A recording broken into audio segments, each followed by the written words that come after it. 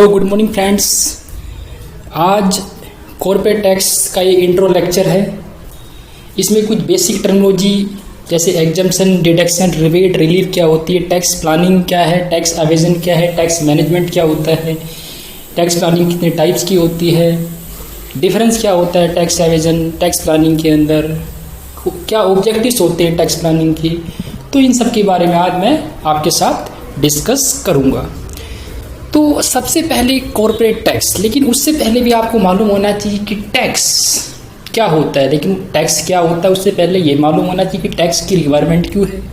देखो, गवर्नमेंट के पास टैक्स जो है वो सबसे बड़ा एक रेवेन्यू का सोर्स होता है, क्योंकि एक डेवलपमेंट करने के लिए, इंफ्रा डेवलपमेंट करने के लिए गवर्नमेंट को रिक्वायरमेंट होती है फंड्स की। वो फंड्स कहाँ से आएगा? टैक्स के रूप में गवर्नमेंट के पास आता है। तो गवर्नमेंट हमसे लेती है और हमारे ऊपर खर्च करती है डेवलपमेंट के रूप में। सवाल ये आ रहा है कि गवर्नमेंट टैक्स लगाती है, क्या इसके लिए कोई प्रोविज़न? यस, आर्टिकल 265 बोलता है कि no government shall be levied और collect tax except authority by law. यानी गवर्नमेंट ना ही कोई टैक्स लगा सकती है ना ही कलेक्ट कर सकती है जब तक कि उसके पास कोई अथॉरिटी ना हो, जब तक कि उसके पास कोई लॉ ना हो। और आर्टिकल 245 में गवर्नमेंट के पास पावर है कि वो लॉ बना सकती है। तो अब स्टार्ट करता हूँ मैं टैक्स। टैक्स क्या है? Is a mandatory financial charge. Tax is a mandatory financial charge levied by government on income of person and goods and services. तो टैक्स क्या है? एक मैंडेटरी फाइनेंशियल चार्ज है जो गवर्नमेंट किसी पर्सन की इनकम पे लगाती है। तो जो पर्सन की इनकम पे लगाया जाएगा वो डायरेक्ट टैक्स होता है। यानी पर्सन की इनकम पे जो लगाया जाएगा डायरेक्ट टैक्स, यानी जिस पे लगाया गया उसी को वो टैक्स लायबिलिटी बियर करनी होती है। मेरे ऊपर डायरेक्ट टैक्स लगा, इनकम टैक्स लगा, इनकम टैक्स डायरेक्ट टैक्स होता है। मुझ पे अगर इनकम टैक्स लगता है तो डायरेक्टली मैं गवर्नमेंट को पे करता हूँ, यानी टैक्स लायबिलिटी मैंने खुद बियर की। और जो गुड्स एंड सर्विस पे लगता है वो उसको बोलते हैं इनडायरेक्ट टैक्स। जैसे GST, कस्टम ड्यूटी, यहाँ पर जो टैक्स लायबिलिटी होती है वो शिफ्ट होती है 1% टू अनदर। जैसे मैन्युफैक्चर जो होता है लायबिलिटी शिफ्ट कर देता है होलसेलर के पास, होलसेलर पास कर देता है रिटेलर के पास, और रिटेलर पास कर देता है कंज्यूमर के पास। अल्टीमेटली टैक्स लायबिलिटी बियर कौन करता है? कंज्यूमर, क्योंकि कंज्यूमर जो है वो आर्टिकल्स को कंज्यूम कर लेता है, सर्विस को अवेल कर लेता है। तो कॉर्पोरेट टैक्स जो है वो भी एक डायरेक्ट टैक्स है। सॉरी, कॉर्पोरेट टैक्स है वो भी डायरेक्ट टैक्स है। तो मैं आपको बता रहा हूँ कि tax is a mandatory finance charge levied by government on the income of person and goods and services. जो इनकम पे लगाया जाता है वो डायरेक्ट टैक्स, जो गुड्स एंड सर्विस पे लगाया जाएगा वो इनडायरेक्ट टैक्स। डायरेक्ट टैक्स में इनकम टैक्स आता है, इनडायरेक्ट टैक्स में GST, कस्टम ड्यूटी आता है। अब सवाल ये है कि सर क्या कॉर्पोरेट टैक्स डायरेक्ट है? इनडायरेक्ट? तो कॉर्पोरेट टैक्स डायरेक्ट टैक्स होता है क्योंकि वो कंपनी पे लगाया जाता है और कंपनी डायरेक्टली जो है वो इनकम टैक्स डिपार्टमेंट को पे करती है। और टैक्स को आप ऐसे भी डिफाइन कर सकते हो कि it's a compulsory extortion of money, यानी एक वसूली करती है government under an act for the public purpose, या फिर आप कह सकते हो पब्लिक सपोर्ट। तो एक कंपल्सरी एक्सटोर्शन ऑफ मनी यानी वसूली है एक एक्ट के थ्रू। यानी गवर्नमेंट कोई भी आपसे चार्ज लेती है, कोई भी आपसे फीस लेती है किसी एक्ट के थ्रू, तो वो भले वो सेस हो, भले वो ड्यूटी हो, वो सब टैक्स है। किसी भी एक्ट के थ्रू गवर्नमेंट जो आपसे सेस के रूप में, ड्यूटी के रूप में जो लेती है, फाइन के रूप में, वो सब क्या है? टैक्स होता है। लेकिन एक एक्ट होना बहुत ज़रूरी है। अब मैं आता हूँ कॉर्पोरेट टैक्स के ऊपर। Corporate tax is a tax which is paid by company. Corporate tax क्या होता है? ऐसा टैक्स जो कंपनी पे करती है अपनी इनकम पे। Corporate tax is a tax which is paid by company on it's income, यानी कंपनी द्वारा अपनी इनकम पे जो टैक्स पे किया जाता है उसको हम बोलते हैं कॉर्पोरेट टैक्स। अच्छा, तो उसके बाद आता है टैक्स प्लानिंग। लेकिन टैक्स प्लानिंग को डिफाइन करने से पहले मैं आपको कुछ बेसिक टर्मिनोलॉजी जो यूज होने वाली इस चैप्टर में बता दूं मैं आपको। सबसे पहले है एग्जम्पशन। एग्जम्पशन का मतलब होता है कि income which is not included in the gross total income under section 10। यानी सेक्शन 10 के अंदर काफ़ी इनकम ऐसी होती है जो कंप्लीटली, और कुछ होती है पार्टली एग्जम्प्ट होती है। तो वो इनकम जो है वो ग्रोस टोटल इनकम का पार्ट ही नहीं बनती। वो इनकम ग्रोस टोटल इनकम का पार्ट ही नहीं बनती, उसको हम बोलते हैं एग्जम्प्ट इनकम है, यानी टैक्स फ्री है। यानी आप उसको इनकम मानते ही, जैसे house rent allowance partly exempt होता है, तो जितना पोर्शन एग्जम्प्ट होता है उसको आप अपनी ग्रॉस टोटल इनकम में शामिल ही नहीं करते, अपनी ग्रॉस टोटल इनकम में उसको शामिल नहीं करते आप। उसके बाद है डिडक्शन। नाम से मालूम पड़ रहा है डिडक्शन, पहले आप इनकम में उसको ऐड करते हो, अपनी ग्रॉस टोटल इनकम में ऐड करोगे, उसके बाद उस इनकम में से डिडक्शन लेते हो, जैसे सेक्शन 80C2 80U जिसको हम बोलते हैं चैप्टर 6A की डिडक्शंस। तो एग्जम्पशन मतलब कोई भी इनकम जो ग्रॉस टोटल इनकम का पार्ट ही नहीं होती, सेक्शन 10 में डिफाइंड है, मोस्टली एग्जम्प्ट होती है, कोई पार्टली एग्जम्प्ट कोई फुली एग्जम्प्ट होती है। डिडक्शन पहले आप अपनी ग्रॉस टोटल इनकम में दिखाओगे, उसके बाद आप डिडक्शन लेते हो, आप छूट लेते हो। रिबेट जो है वो डिडक्शन होती है, टैक्स में से मिलती है, यानी deduction from tax is called rebate. तो रिबेट जो है वो इंडिविजुअल को मिलती है, रिबेट एक इंडिविजुअल को मिलती है जो रेजिडेंट है। सेक्शन 87A बोलता है अगर कोई रेजिडेंट इंडिविजुअल है, अगर कोई रेजिडेंट इंडिविजुअल है, उसका total income does not exceed ₹5 lakh, यहाँ पे 35 है 5 कर दो, क्योंकि ये 18-19 का है, मैं बात कर रहा हूँ किस रिस्पेक्ट में 20 एंड 21 असेसमेंट ईयर की बात कर रहा हूँ, यानी प्रीवियस ईयर 1920 की बात कर रहा हूँ मैं आपके साथ। तो सेक्शन 87A के अंदर रिबेट मिलती है इंडिविजुअल को जो रेजिडेंट होता है, जिसकी टोटल इनकम जो है वो 5 लाख तक होती है, यानी 5 लाख से अधिक नहीं होनी चाहिए।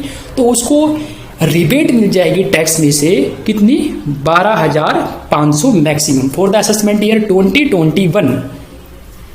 उसके बाद आता है रिलीफ, ये भी एक इंडिविजुअल को मिलती है। अगर किसी इंडिविजुअल को कोई उसको एरियर सैलरी मिलती है, कोई एडवांस सैलरी मिलती है, कोई profit in lieu of salary मिलता है, या कोई फैमिली पेंशन मिलता है, तो ऐसे केसेस में जो उसको एरियर्स मिल रहा है, तो उसको अगर ऐसा लगता है कि जिस साल में उसको एरियर्स मिल रहा है उस साल में टैक्स रेट ज़्यादा है, तो उस पर अधिक टैक्स लगा इन कंपेरिजन टू प्रीवियस जिस साल में ये ड्यू हुआ था एरियर्स, ड्यू वाले साल में टैक्स रेट कम था और जिस साल में मिल रहा है उसमें टैक्स रेट ज़्यादा था, तो उसने अधिक पे कर दिया क्योंकि ड्यू तो पहले हो चुका था। तो सैलरी के अंदर हम देखें तो ड्यू और receipt which ever is earlier को हम बेस लेके चलते हैं। तो पहले ड्यू हो चुका था, तो पहले टैक्स रेट कम था, तो उसके बेसिस पे अगर उसको ऐसा लगता है कि भाई टैक्स ज़्यादा दे दिया मैंने, तो वो रिलीफ के लिए अप्लाई कर सकता है प्रेस्क्राइब फॉर्म के अंदर, रूल 21A के तहत वो रिलीफ के लिए अप्लाई कर सकता है। अब मैं आता हूँ टैक्स लायबिलिटी को कम कैसे किया जाता है। तो टैक्स लायबिलिटी को कम करने के लिए 3 मेथड्स होते हैं। टैक्स लायबिलिटी को कम करने के लिए 3 मेथड्स होते हैं। सबसे पहले मोस्ट इम्पोर्टेंट टैक्स प्लानिंग क्या होता है, जिसका आपको बेसब्री से इंतजार था, चैप्टर की जान है ये। इंट्रो लेक्चर है corporate tax planning and management का। सबसे पहले इस चैप्टर में कॉर्पोरेट टैक्स क्या होता है, उसके बाद टैक्स प्लानिंग ही आता है। तो टैक्स प्लानिंग ये एक मेथड होता है। Tax planning is a method of reducing tax liability, by using exemption, deduction, rebate and relief, जो मैंने आपको पहले ही बता दिया। तो tax planning is a method of reducing tax liability by arranging financial activity in such a way that maximum benefits can be availed through exemption, deductions, rebate and relief। यानी tax planning tax liability को कम करने का एक method होता है, जिससे हम अपनी फाइनेंशियल एक्टिविटी को इस तरीके से अरेंज करते हैं कि हम मैक्सिमम से मैक्सिमम बेनिफिट ले सके यूज कर किसका, एग्जम्पशन, डिडक्शन, रिबेट और रिलीफ का। वो टैक्स प्लानिंग एक लीगल और एथिकल है। Tax planning legal and ethical है। उसके बाद आगे बढ़ता हूं मैं। टैक्स प्लानिंग के बाद आता है टैक्स एवेजन। टैक्स प्लानिंग के बाद आता है टैक्स एवेजन। टैक्स एवेजन का हिंदी में मतलब होता है टैक्स चोरी करना। टैक्स एवेजन, टैक्स चोरी। तो टैक्स एवेजन क्या है? It's a method of evading tax liability illegally. देखो, इलीगल रूप से टैक्स लायबिलिटी की चोरी करना, उसको हम बोलते हैं टैक्स एवेजन। तो tax evasion is a method of evading of tax liability illegally by dishonest means, मतलब गलत तरीके से, एक डिसऑनेस्ट तरीके से हम इलीगल रूप से हम टैक्स लायबिलिटी की चोरी करते हैं, टैक्स की चोरी करते हैं। कैसे? कंसीलमेंट ऑफ इनकम, इनकम को छुपा लेते हैं हम। सेल्स जो है वो उसको रिकॉर्ड ही नहीं करते, जिसको हम बोलते हैं अनरिकॉर्ड सेल्स। इनफ्लेटेड एक्सपेंसेस, आप अपने एक्सपेंसेस को अधिक करके दिखा रहे हो, अधिक करके दिखाओगे तो प्रॉफिट कम हो जाएगा और टैक्स कम हो जाएगा तो टैक्स चोरी हो गई। Charging personal expenses as business expenses, यानी अपने घर के घरेलू खर्चे को आप बिजनेस का खर्चा बता रहे हो आप। फॉल्सिफिकेशन ऑफ अकाउंट्स, आप अकाउंट्स का क्लासिफिकेशन गलत कर रहे हो आप, रेवेन्यू को कैपिटल बता रहे हो आप। Non disclosure of capital gain, अगर आपको कोई कैपिटल गेन होता है कैपिटल एसेट को ट्रांसफर करने से, कोई बेनामी ट्रांजैक्शन है, तो उसको आप डिस्क्लोज ही नहीं कर रहे क्योंकि आपको टैक्स लग जाएगा, तो टैक्स चोरी हो गई। और टैक्स एवेजन जो है वो अनएथिकल है, अनैतिक है। टैक्स एवेजन, टैक्स चोरी एक अनएथिकल है, एंटी सोशल है, समाज के विरुद्ध है और इलीगल तो है ही, टैक्स चोरी नाम से ही मालूम पड़ रहा है। उसके बाद टैक्स अवॉइडेंस, अवॉइड का मतलब होता है बचना, टैक्स बचाना, टैक्स अवॉइडेंस। देखो टैक्स अवॉइडेंस क्या है, it's method of minimising tax liability by taking advantages of certain loopholes, यानी जो कमियां होती है लॉ के अंदर, उस लॉ के अंदर जो कमियां होती है उन कमियों को यूज करके उनकी एडवांटेज लेके टैक्स लायबिलिटी को कम कर लिया जाता है, उसको बोलते हैं tax avoidance. It is a art of dodging tax without breaking the law, यानी बिना लॉ को तोड़े हुए, बिना लॉ को ब्रेक किए हुए ये कला होती जिसमें टैक्स से बचा जा सकता है, टैक्स बचा लिया जाता है। It's a legal but unethical, ये है लीगल बट अनएथिकल है, अनैतिक है। उसके बाद टैक्स मैनेजमेंट क्या होता है, tax management refers to compliance with statute provisions of law, यानी जो लॉ के जो स्टैच्यू प्रोविजंस होते हैं, जो रिटर्न जो लॉ है हमारा लिखित, उसकी जो प्रोविजंस होते हैं उसको कंप्लाई करना टैक्स मैनेजमेंट कहा जाता है। जो भी लॉ, जैसे रिटर्न ऑफ इनकम को फाइल करना मैंडेटरी होता है ये। Maintenance of books of account, यानी बुक्स ऑफ अकाउंट को मेंटेन करना मैंडेटरी है। पेमेंट ऑफ टैक्सेस, टैक्सेस की पेमेंट करना। टीडीएस, टाइम पे काटो टाइम पे जमा करो, टीडीएस के प्रोविजन काफ़ी स्ट्रॉन्ग होती है। तो अगर पुअर मैनेजमेंट हुआ तो it's leads to interest penalty and prosecutions, अगर मैनेजमेंट अच्छा नहीं हुआ तो इससे इंटरेस्ट लग जाएगा, पेनल्टी लग जाएगी और प्रोसिक्यूशन यानी सजा भी हो सकती है। उसके बाद बात करता हूँ मैं need objectives of tax planning, यानी टैक्स प्लानिंग के क्या ऑब्जेक्टिव्स है, टैक्स प्लानिंग के क्या ऑब्जेक्टिव्स है। सबसे पहले टैक्स प्लानिंग का जो सबसे बड़ा और मोस्ट इंपॉर्टेंट ऑब्जेक्टिव है वो है टैक्स लायबिलिटी कम करना। टैक्स प्लानिंग का जो सबसे मोस्ट इंपॉर्टेंट ऑब्जेक्टिव होता है वो होता है टैक्स लायबिलिटी कम करना। तो सबसे पहले reduction in tax liability, the basic objective of tax planning is the reduction in tax liability. The basic objective of tax planning is reduction in tax liability by availing deductions, exemptions, rebate और relief. जो मैंने आपको बता दिया कि deduction क्या होता है, एग्जम्पशन क्या होता है, रिबेट्स रिलीफ क्या होता है। तो रिबेट, रिलीफ, एग्जम्पशन, डिडक्शन का यूज कर टैक्स लायबिलिटी को कम किया जाता है, उसको हम बोलते हैं टैक्स प्लानिंग। तो यहाँ पर सबसे बड़ा ऑब्जेक्टिव जो होता है टैक्स प्लानिंग का वो क्या होता है, टैक्स लायबिलिटी कम करना, डिडक्शंस, एग्जम्पशन, रिबेट, रिलीफ को यूज कर under the income tax act 1961, जिससे कि अब personal, social and future investment objectives जो है वो अचीव हो जाते हैं।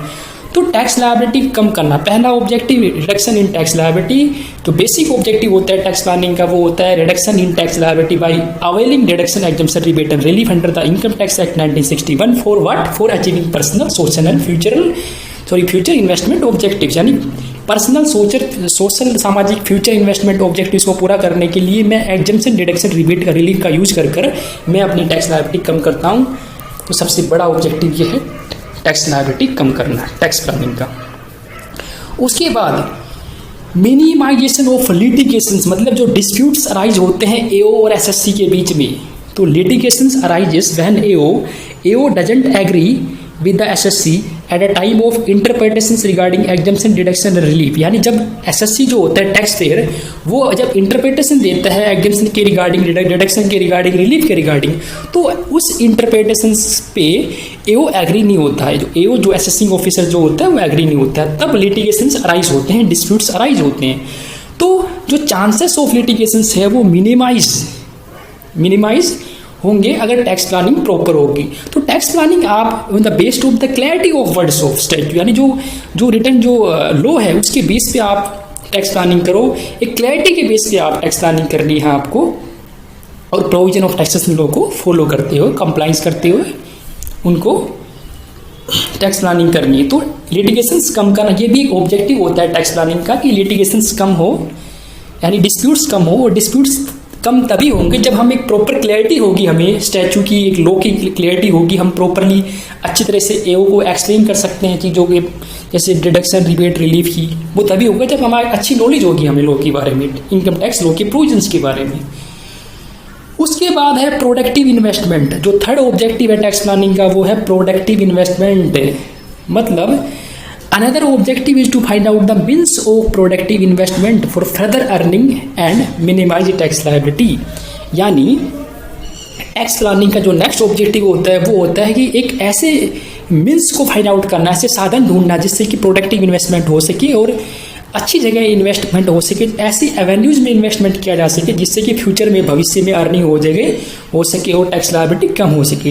तो टैक्सेशन लॉ जो होता है वो ऑफर्स करता है काफ़ी एवेन्यू, जैसे स्पेशल इकोनॉमिक जोन, ऐसे एरियाज जहाँ पर गवर्नमेंट खुद बोलती है कि भाई आप आओ और वहाँ पर बिजनेस सेटअप करो, अपना जो भी एक्सपोर्ट से आपको इनकम होगी आपको हम पूरी 100% आपको डिडक्शन देंगे। तो ऐसे एवेन्यूज काफ़ी है जहाँ पर एक एसएससी जो है टैक्स लायबिलिटी कम कर सकता है, अपनी टैक्स प्लानिंग कर सकता है। तो इन सब चीज़ों के बारे में अवेयर होना बहुत ज़रूरी है। जो भी एवेन्यूज टैक्सेशन लॉ द्वारा प्रोवाइड किए जाते हैं उनकी एवेन्यूज के बारे में अवेयर होना बहुत ही ज़रूरी है, आवश्यक है एसएससी के लिए। उसके बाद है हेल्थी ग्रो ऑफ इकोनॉमी, यानी जो इकोनॉमी हमारी है उसका हेल्थी ग्रो के लिए टैक्स प्लानिंग जरूर है। टैक्स प्लानिंग का जो नेक्स्ट ऑब्जेक्टिव होगा वो healthy grow of economy, economy को ग्रो करना। वो ग्रो कब होगी? जब सेविंग होगी। तो सेविंग ऑफ अर्निंग कब होगी? ये टैक्स बचेगा। तो जब टैक्स सेविंग होगी तो मतलब अर्निंग हो रही है सेविंग की, और ये अर्निंग जब हम इन्वेस्ट करेंगे तो एक तरह से कैपिटल फॉर्मेशंस होगा। तो saving of earning is a necessary for the growth of people. तो पीपल की ग्रोथ के लिए सेविंग जरूरी है और इकोनॉमी के लिए भी जरूरत है, क्योंकि टैक्स प्लानिंग के थ्रू ही जब टैक्स सेव होगा तो लोगों के पास सेविंग होगी, और सेविंग के थ्रू वो एक्यूमुलेट करेंगे कैपिटल फॉर्मेशंस। तो वो कैपिटल कहाँ जाएगा? बिजनेस पर्पस के लिए जाएगा, तो उससे इकोनॉमी की ग्रोथ होगी। तो tax planning plays an important role in the development, prosperity and white economy. उसके बाद है एम्प्लॉयमेंट जनरेशन, यानी टैक्स प्लानिंग का जो ऑब्जेक्टिव होता है वो एम्प्लॉयमेंट जनरेट करना होता है। कैसे? देखो मैं प्रूव भी कर दूंगा इसको। सबसे पहले तो बेसिक हिंट आता है माइंड में कि टैक्स प्लानिंग की वजह से ही एक नया एम्प्लॉयमेंट क्रिएट, जैसे जो सीए होते हैं, फाइनेंशियल एनालिस्ट होते हैं, एडवाइजर होते हैं, लॉयर्स होते हैं, उन लोग। तो अगर टैक्स प्लानिंग ना हो तो लोग इनके पास ही नहीं जाएंगे। तो एक तरह से एम्प्लॉयमेंट जनरेट होता है टैक्स प्लानिंग से एम्प्लॉयमेंट जनरेट होता है। जैसे मैंने अभी एग्जांपल लिया स्पेशल इकोनॉमिक जोन का, तो उसका पर्पज ये होता है कि एम्प्लॉयमेंट को जनरेट करना, एक्सपोर्ट को बढ़ाना, एफडीआई को अट्रैक्ट करना। तो एक एम्प्लॉयमेंट भी जनरेट होता है टैक्स प्लानिंग से, क्योंकि सीए ना होंगे तो फिर टैक्स प्लानिंग क्या से होगी? फाइनेंशियल एडवाइजर, एनालिस्ट, लॉयर्स, इनकी रिक्वायरमेंट होती है टैक्स प्लानिंग के लिए। उसके बाद है लिमिटेशंस क्या है टैक्स प्लानिंग के। सबसे पहले claim for deductions, exemption, relief should be before the completion of assessment, otherwise it will not be allowed. यानी अगर आप डिडक्शंस, एग्जम्पशन, रिलीफ लेना चाह रहे हो आप, तो ये before the completion of assessment होना चाहिए। यानी अगर एओ ने आपको नोटिस दे दिया असेसमेंट का और तब आपका अगर असेसमेंट हो रहा है, फिर आप डिडक्शंस, रिबेट, रिलीफ आप अवेल नहीं कर सकते। यानी असेसमेंट कंप्लीट होने से पहले आप क्लेम कर सकते हो। ये तभी होगा जब प्रॉपर टाइम पे आप रिटर्न ऑफ इनकम आप ड्यू डेट में फाइल करते हो, तभी आप ये एग्जम्पशन, डिडक्शन, रिबेट, रिलीफ की आप क्लेम कर सकते हो, आप इसका बेनिफिट ले सकते हो। Next, other economic and commercial laws have to be taken into consideration at a time of tax planning.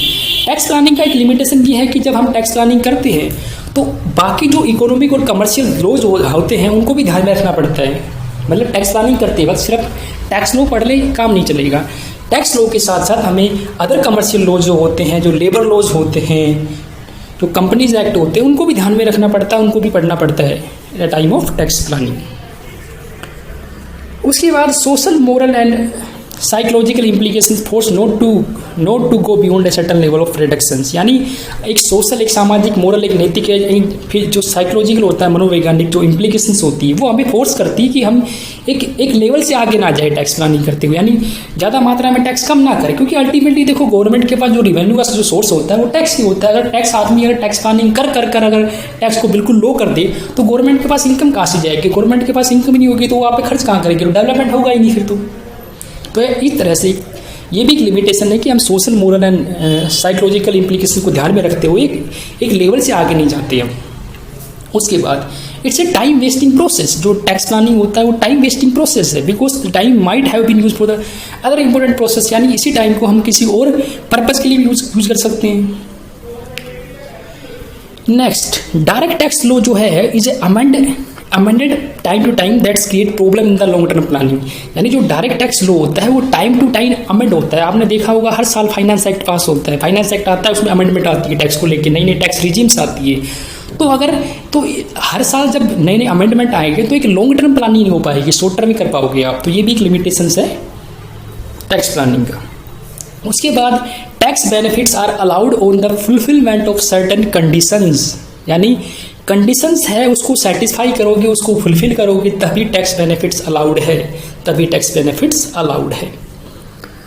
उसके बाद types of tax planning, types of tax planning यानी टैक्स प्लानिंग कितने प्रकार की होती है। सबसे पहले शॉर्ट रेंज टैक्स प्लानिंग, नाम से मालूम पड़ रहा है शॉर्ट रेंज, यानी एक साल के लिए, जनरली ईयर टू ईयर जो है प्लानिंग करते हैं, हम हर साल प्लानिंग करते हैं, जैसे इन्वेस्ट करना पब्लिक प्रोविडेंट फंड के अंदर, national saving certificate, LIC, यूनिफ, FD करवाना पोस्ट ऑफिस में, तो ये एक इंडिविजुअल करता है। जब एक इंडिविजुअल की टैक्सेबल इनकम जो होती है वो एक्सीड हो जाती है बेसिक एग्जम्पशन लिमिट से, जो 2.5 लाख होती है नॉर्मल केस में, 3 लाख होती है सीनियर सिटीजन में, 5 लाख होती है सुपर सीनियर सिटीजन में। तो शॉर्ट रेंज प्लानिंग जो होती है वो एक इंडिविजुअल करता है जब उसकी जो टोटल इनकम होती है जो बेसिक एग्जम्पशन लिमिट से अधिक हो जाती है उस केस में।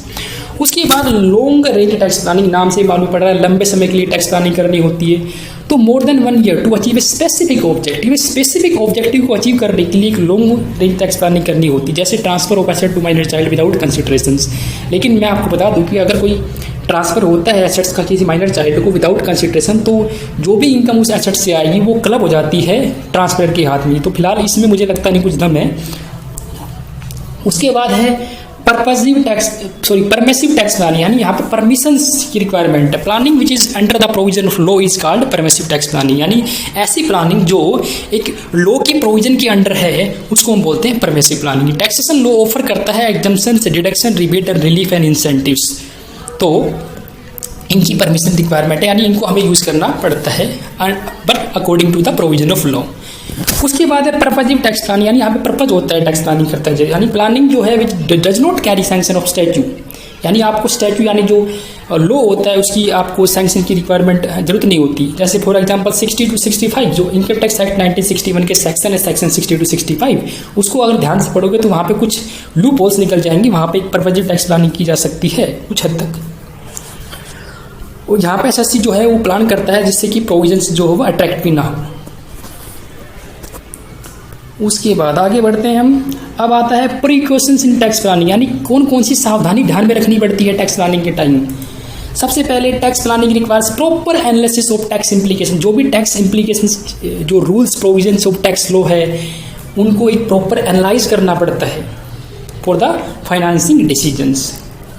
उसके बाद tax planning can not be in isolation, यानी टैक्स प्लानिंग जो है वो टुकड़ों में नहीं होगी, यानी आपको जब आप टैक्स प्लानिंग करते हो तो आपको एक पूरा एक दूसरे फैक्टर्स को भी ध्यान में रखना पड़ता है, जैसे पब्लिक डिपॉजिट लोन कैपिटल जो है वो चीपर सोर्स होता है फाइनेंस का in comparison to share capital, क्योंकि शेयर कैपिटल पे अधिक डिविडेंड पे करना पड़ता है कंपनी को, और जो पब्लिक डिपॉजिट लोन कैपिटल होते हैं उन पे फिक्स रेट ऑफ इंटरेस्ट होता है, तो वो चीपर पड़ता है कंपनी के लिए। और जो कंपनीज एक्ट के अंदर कुछ रेस्ट्रिक्शंस होती है पब्लिक डिपॉजिट्स के ऊपर, तो section 80I of income tax act 1961 जो ये कहता है कि अगर कोई न्यूली इस्टेब्लिश अंडरटेकिंग जो है वो नॉर्थ ईस्टर्न स्टेट्स के अंदर है, जैसे मेघालय, नागालैंड, मिजोरम, तो अगर उस स्टेट्स में अगर कोई नया बिजनेस सेटअप होता है तो वहाँ पर डिडक्शन मिल जाती है, जो भी प्रॉफिट राइज होता है 100% डिडक्शन मिल जाती है। लेकिन मेन मुद्दे की बात यह है कि हम एक चीज़ को नहीं देखते, प्लानिंग जो है वो एक आइसोलेशन नहीं होनी चाहिए। जैसे हमें एडिशनल कॉस्ट वहाँ ये भी देखना पड़ेगा कि जो नॉर्थ ईस्टर्न स्टेट में जो हम बिजनेस करने वाले हैं वहाँ पर एडिशनल कॉस्ट भी तो आएगी, ट्रांसपोर्ट की, हाई वेजेस पे करना पड़ेगा ट्रेन स्टाफ को, तो बेनिफिट जो है वो नल हो जाएगा एक तरह से। एक जगह आपको डिडक्शन मिल जाएगी, दूसरी जगह आप एडिशनल कॉस्ट पे कर रहे हो, तो वो इफेक्ट खत्म हो जाएगा एक तरह से पॉजिटिव। उसके बाद tax planning should not be based on tax avoidance, यानी टैक्स प्लानिंग जो है वो टैक्स अवॉइडेंस के बेस पे नहीं होनी चाहिए, यानी इंटेंशन जो है टैक्स चोरी करने का नहीं होना चाहिए। Because when the loopholes of law are in the notice of government, जब गवर्नमेंट के नोटिस में ध्यान में जो लूप होल्स आते हैं, जो कमियां होती है लॉ के अंदर, वो अगर गवर्नमेंट के नोटिस में आ गई, उसके ध्यान में आ गई, तो government will amend the law. तो गवर्नमेंट क्या करेगी, लॉ को अमेंड कर देगी, वो प्लानिंग आपकी फेल हो जाएगी। उसके बाद SSC must read all the provisions of related deductions, exemption, rebate and relief, यानी एसएससी को सारे के सारे प्रोविजंस बड़े ध्यान से पढ़ने चाहिए, जैसे जरूरी है पढ़ने उसके लिए, जैसे deduction, exemption, rebate and relief के। उसके बाद tax planning must be flexible, यानी टैक्स प्लानिंग ऐसी करनी चाहिए जिसको फ्लेक्सिबल हो, यानी चेंज कर सके टाइम टू टाइम, यानी अगर टैक्स लॉ में अमेंड हुआ तो प्लानिंग भी चेंज करे, तो ऐसे फ्लेक्सिबल होनी चाहिए। तो ये थे प्रिकॉशंस, यानी टैक्स प्लानिंग करते वक्त इन चीज़ों को ध्यान में रखना चाहिए। अब मैं बात करता हूँ difference between tax evasion and tax avoidance. Tax evasion and tax avoidance में क्या डिफरेंस होता है? सबसे पहला, टैक्स एवेजन जो होता है वो इलीगल होता है। टैक्स एवेजन इलीगल है, अनएथिकल भी है। टैक्स एवेजन, टैक्स चोरी करना, it's a illegal and unethical method to avoid tax liability, to avoid tax liability after rising tax liability, यानी टैक्स लायबिलिटी अराइज होने के बाद आप अपनी टैक्स लायबिलिटी को कम करने की कोशिश करते हो, आप इलीगल और अनएथिकल मेथड होता है ये। टैक्स अवॉइडेंस एक लीगल होता है बट होता अनएथिकल है, क्योंकि जो method of reducing tax liability before the actual liability of tax is determine, यानी आप अपनी टैक्स लायबिलिटी को डिटरमाइन करने से पहले ही टैक्स लायबिलिटी करते हो, अपनी टैक्स कम करने की कोशिश करते हो टैक्स अवॉइडेंस में। ये अनएथिकल होता है, वैसे लीगल है, यानी आप एक तरह से जो लॉ मेकर होते हैं उनकी इंटेंशन को आप तोड़ने की कोशिश करते हो, बट होता है लीगल है। तो tax evasion illegal unethical method है टैक्स लायबिलिटी कम करने का, और ये टैक्स लायबिलिटी अराइज होने के बाद आप टैक्स कम करने की कोशिश करते हो, जिसको टैक्स एवेजन बोलते हैं, टैक्स चोरी बोलते हैं। टैक्स अवॉइडेंस क्या होता है, लीगल होता है, अनएथिकल मेथड होता है टैक्स लायबिलिटी कम करने का, लेकिन ये before the liability of tax determine होता है, यानी टैक्स लायबिलिटी को निकालने से पहले ये होता है tax avoidance. Evasion and tax avoidance. तो टैक्स एवेजन की बात कर रहा था मैं। टैक्स एवेजन जो है वो एक लीगल ऑफेंस है, यानी लीगल रूप से एक अपराध होता है। और दूसरी तरफ मैं अगर बात करूं मैं टैक्स अवॉइडेंस की, तो it's consider various loop holes of the law. Tax avoidance के अंदर जो लूप होल्स होते हैं, जो लॉ के अंदर जो कमियां होती हैं उनको ध्यान में रखा जाता है, जो कमियां होती है उनको ध्यान में रखा जाता है।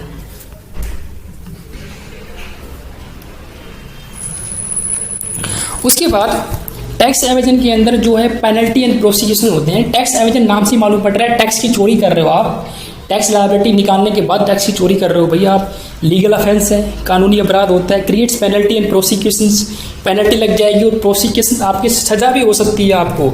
लेकिन टैक्स अवॉइडेंस जो है वो एक लीगल सैंक्शंस होता है। It breaks the law. Tax evasion, tax चोरी क्या है, ब्रेक्स द लॉ करता है, यानी लॉ को तोड़ देता है वो। लेकिन टैक्स अवॉइडेंस जो है लॉ मेकर की इंटेंशन को तोड़ता है वो। टैक्स एवेजन, टैक्स चोरी जो होती है वो लॉ को तोड़ देती है, यानी आप लॉ को तोड़ रहे हो, तरह से लॉ की धज्जियां उड़ा के आप टैक्स चोरी कर रहे हो। लेकिन अगर मैं बात करूं मैं टैक्स अवॉइडेंस की, तो आप लॉ को नहीं तोड़ रहे, आप लॉ बनाने वाले की इंटेंशन को तोड़ रहे हो आप। उसके बाद जो लास्ट पॉइंट है टैक्स एवेजन के अंदर, टैक्स एवेजन जो है वो एक हार्मफुल होता है सोसाइटी के लिए, लेकिन tax avoidance it is not very harmful for the society. उसके बाद है difference between tax planning and tax management, बहुत ही इंपॉर्टेंट है। सबसे पहले tax planning is a wide term includes tax management, यानी टैक्स प्लानिंग एक बड़ी टर्म है, वाइड टर्म है, जिसमें टैक्स मैनेजमेंट आता है, लेकिन टैक्स मैनेजमेंट एक नैरो टर्म होती है। Tax planning it emphasise on the reduction of tax liability, यानी टैक्स प्लानिंग के अंदर आप टैक्स लायबिलिटी को कम करने पे ज़्यादा जोर देते हो, लेकिन टैक्स मैनेजमेंट में आप एम्फेसाइज करते on compliance of legal formalities, यानी जो लीगल फॉर्मेलिटीज़ होती है उनको कंप्लाई करने में, उनको उनका अनुसरण करने में, उनको फॉलो करने में, उनको अप्लाई करने में जहाँ ज़्यादा फोकस करते हो, आप ध्यान करते हो, जैसे रिटर्न ऑफ इनकम फाइल करना, जैसे टीडीएस के प्रोविजन को फॉलो करना, जैसे बुक्स ऑफ अकाउंट को मेंटेन करना, तो ये क्या है, लीगल फॉर्मेलिटीज़ है, तो इनको कंप्लाई करना पड़ेगा आपको। टैक्स प्लानिंग जो है it is based on future, tax planning जो होती है भविष्य को ध्यान में रखते हुए करते हो आप, बेस्ड ऑन फ्यूचर है, लेकिन टैक्स मैनेजमेंट जो है वो प्रेजेंट के बेस पे हो सकता है, पास्ट भी और फ्यूचर के बेस पे भी हो सकता है।